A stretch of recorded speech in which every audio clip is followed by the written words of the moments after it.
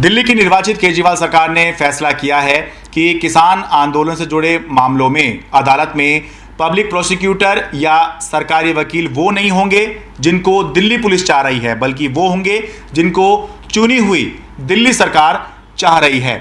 इस बारे में दिल्ली के मुख्यमंत्री अरविंद केजरीवाल ने शुक्रवार को एक कैबिनेट की बैठक की और उसमें दिल्ली पुलिस का सुझाया हुआ वकीलों का जो पैनल है उसको खारिज कर दिया और ये प्रस्ताव इसमें पास हुआ है कि जो सरकारी वकील हैं, जो दिल्ली सरकार के सरकारी वकील हैं, वो ही इस किसान आंदोलन से जुड़े मामलों में दिल्ली सरकार या दिल्ली पुलिस जो प्रोसिक्यूशन होता है या जो सरकारी वकील होते हैं वो वही होंगे जो जिनको दिल्ली सरकार अपॉइंट कर रही है। अब ये खबर आपको लगेगी कि आई गई सी है या ठीक है, ऐसा होता रहता है, लेकिन ऐसा है नहीं। ज़रा इस मामले को समझिए, तब आप समझेंगे कि ये मामला कितना गहरा है। हुआ ये था कि आपको याद होगा कि 26 जनवरी को जब देश अपना गणतंत्र दिवस मना रहा था, हम सब गणतंत्र दिवस मना रहे थे, तब दिल्ली के अंदर किसान आंदोलन चल रहा था, किसानों का मार्च होना था। तो किसान आंदोलन जो है उसने हिंसक रूप ले लिया था और कई जगह हिंसा भी हुई थी और किसान लाल किले में भी घुस गए थे और वहाँ पर झंडा भी लगा दिया था। तो हिंसा हुई थी कई जगह पर। तो इस मामले में इस पूरे जो 26 जनवरी को सब कुछ हुआ था, हिंसा हुई थी, इस मामले में बहुत सारे केस बने हुए हैं। जहाँ तक मेरी जानकारी है 40 के आसपास अलग अलग मामले किसानों के ऊपर बने हुए हैं।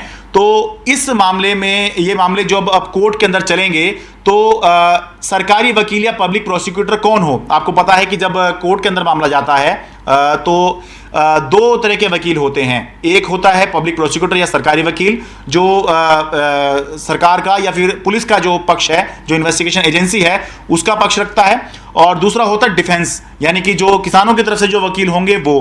तो जो सरकार या पुलिस की तरफ से कौन होगा, इसको लेकर ये पूरा विवाद है। दिल्ली पुलिस ने अपना पैनल सुझाया था और दिल्ली का जो गृह मंत्रालय है, जो गृह विभाग है, उसमें उन्होंने अपना वकीलों का पैनल सुझाया था कि ये वकील जो हैं कोर्ट के अंदर होने चाहिए। जो दिल्ली के गृह मंत्री सत्येंद्र जैन, उन्होंने वो प्रस्ताव खारिज कर दिया और उपराज्यपाल के पास ये प्रस्ताव भेज दिया। उनको ये बताया कि जो दिल्ली सरकार के सरकारी वकील हैं वो ही इस मामले में सरकारी वकील होंगे, पब्लिक प्रोसिक्यूटर होंगे।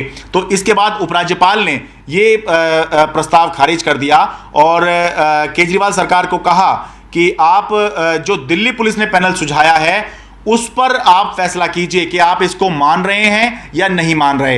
ये कैबिनेट की बैठक होना ज़रूरी होता है। तो इसलिए शुक्रवार 16 जुलाई को केजरीवाल कैबिनेट की बैठक हुई और उसमें इस प्रस्ताव को खारिज कर दिया गया जो दिल्ली पुलिस का प्रस्ताव था, यानी दिल्ली पुलिस के वकील होंगे।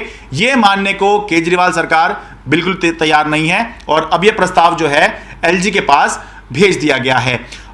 थोड़ा सा अब इस मामले को हम ये देखें कि अब इस मामले में क्या होगा। क्या इस मामले के अंदर वकील वही होंगे जो एलजी चाह रहे हैं या जो दिल्ली पुलिस चाह रही है, या वो होंगे जो केजरीवाल सरकार चाह रही है। तो बात यह है कि संविधान उपराज्यपाल को यह अधिकार देता है कि वो अपनी एक्स्ट्रा ऑर्डिनरी पावर, विशेष अपनी पावर इस्तेमाल करके कोई भी फैसला कर सकता है। पूरे देश में शायद दिल्ली के अंदर ही ऐसा संभव है कि एलजी के पास या उपराज्यपाल के पास अपनी एक डिस्क्रिशनरी पावर है। लेकिन 2018 जुलाई में सुप्रीम कोर्ट का एक आदेश आया था, उसमें यह कहा गया था कि बेशक संविधान उपराज्यपाल को अधिकार देता है कि वो अपनी डिस्क्रिशनरी पावर यूज कर सकते हैं, यानी कि कुछ मसला अगर फंस जाए तो वो अपनी पावर यूज करके सबको सुपरसीड कर सकते हैं, यानी कि फिर किसी और के कहने सुनने की जरूरत नहीं, जो उन्होंने चाह लिया वही सबसे ऊपर माना जाएगा। लेकिन वो रेयरेस्ट ऑफ द रेयर होना चाहिए, यानी कि ये ऐसा नहीं है कि हर फैसला जो है वो आप जो है अपनी डिस्क्रिशनरी पावर उसमें इस्तेमाल कर लें। ये मैं इसलिए बता रहा हूं कि अगर उपराज्यपाल अनिल बैजल इस मामले के अंदर अपनी डिस्क्रिशनरी पावर यूज करते हैं, एक्स्ट्रा ऑर्डिनरी पावर यूज करते हैं, तो साल भर के अंदर ये दूसरी बार हो जाएगा कि वो चुनी हुई सरकार से अलग एक अपना फैसला लेकर आ रहे हैं जो सबको सुपरसीड कर जाएगा। इससे पहले दिल्ली दंगों के भी एक मामले में दिल्ली सरकार जो वकील चाह रही थी उसको खारिज करते हुए उपराज्यपाल अनिल बैजल ने जो दिल्ली पुलिस का जो सुझाया हुआ वकील था या पैनल था, उनको जो है मंजूरी दे दी थी। तो अब ये आप सोचेंगे कि फिर इस खींचतान का मतलब क्या हो सकता है। तो इस खींचतान का जो मतलब है वो ये है कि एक तो केजरीवाल सरकार संकेत दे रही है कि वो पूरी तरह से किसानों के साथ है, और इसीलिए पहले भी वो वकील उन्होंने नहीं लगाए जो दिल्ली पुलिस चाह रही थी। साथ ही केजरीवाल सरकार का ये भी कहना है कि इन्वेस्टिगेशन और प्रोसिक्यूशन ये दो अलग अलग चीजें होती हैं, ये आपस में आप मिक्स नहीं कर सकते। अगर इन्वेस्टिगेशन और प्रोसिक्यूशन करने वाले, यानी कि इन्वेस्टिगेशन कौन कर रहा है, दिल्ली पुलिस, तो प्रोसिक्यूशन भी अगर दिल्ली पुलिस ही करेगी तो ये तो दोनों आपस में मिल जाएंगे और कुछ भी केस जो है किसी के ऊपर भी बना सकते हैं। तो इसलिए केजरीवाल सरकार का जो इसमें पॉइंट है वो ये है कि अगर ये अलग अलग होंगे, यानी कि हम अगर दिल्ली सरकार के या सरकारी वकील हम लगाएंगे तो एक निष्पक्ष सुनवाई हो पाएगी, जिसमें किसानों के ऊपर जो मुकदमे चल रहे हैं उसमें एक सही बात निकल के आ पाएगी कि किसने क्या किया था, क्या नहीं किया था।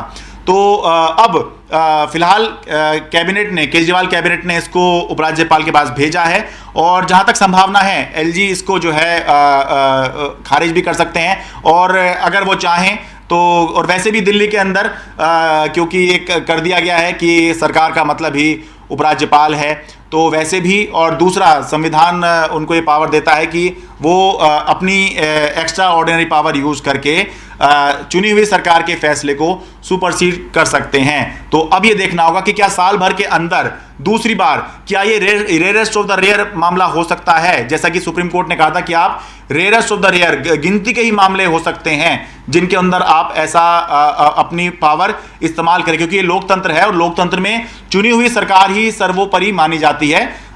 तो क्या उपराज्यपाल एक साल के अंदर दूसरी बार अपनी एक्स्ट्रा ऑर्डिनरी पावर इस्तेमाल करेंगे या नहीं, ये हम आगे देखेंगे।